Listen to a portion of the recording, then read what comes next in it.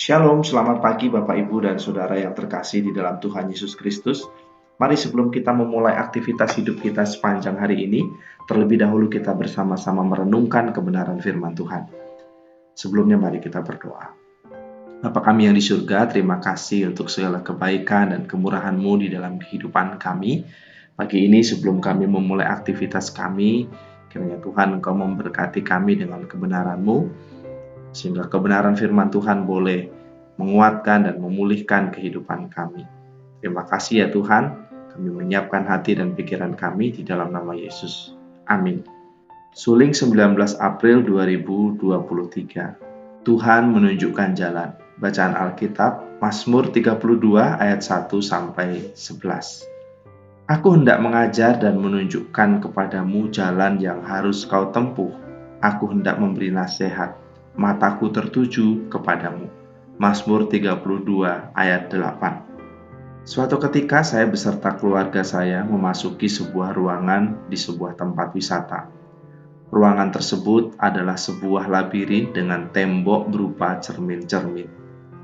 Sangat sulit untuk mencari jalan yang tepat. Beberapa kali mengambil jalan akan tetapi kembali ke tempat sebelumnya.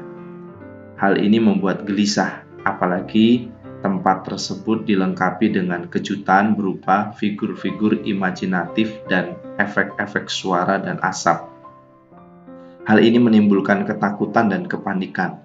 Akan tetapi beruntung kami berjumpa pengunjung lain yang terus berusaha mencari jalan. Kami mengikuti pengunjung tersebut dan pada akhirnya kami dapat keluar dari tempat tersebut. Pemazmur dalam teks bacaan kita hari ini menggambarkan bahwa hidup itu layaknya sebuah perjalanan. Tidak jarang di tengah perjalanan sering ia diperhadapkan pada pilihan yang sulit. Ada kalanya satu jalan terlihat benar, akan tetapi ternyata jalan itu justru membawanya terjerumus dalam perbuatan dosa. Akan tetapi pemazmur bersyukur karena Tuhan mengerti akan persoalan hidupnya. Bahkan lebih daripada itu, Tuhan mau mengajarkan dan menunjukkan jalan yang harus ditempuh selanjutnya. Dari pengalaman hidupnya, pemazmur mengungkapkan bahwa Tuhan akan menunjukkan jalan yang harus kita tempuh. Kita akan dibimbingnya dan dinasihatinya. Syaratnya adalah kita harus taat pada tuntunannya. Jangan seperti kuda atau bagal yang sulit untuk dikendalikan. Artinya, kita harus memiliki hati yang tunduk kepada tuntunan Tuhan. Dari pemazmur kita belajar bahwa Tuhan rindu menunjukkan jalannya, memberi nasihatnya. Ia ingin kita menjadi pribadi yang berhasil dan bijaksana, hidup sesuai status kita sebagai anak Allah di dunia ini. Karenanya, mari kita terus memiliki hati yang lemah lembut dan peka dalam menjalani kehidupan ini. Mari gunakan semua ketersediaan yang diberikan Tuhan melalui firman-Nya, supaya kita boleh mengakhiri perjalanan hidup kita sebagai orang benar.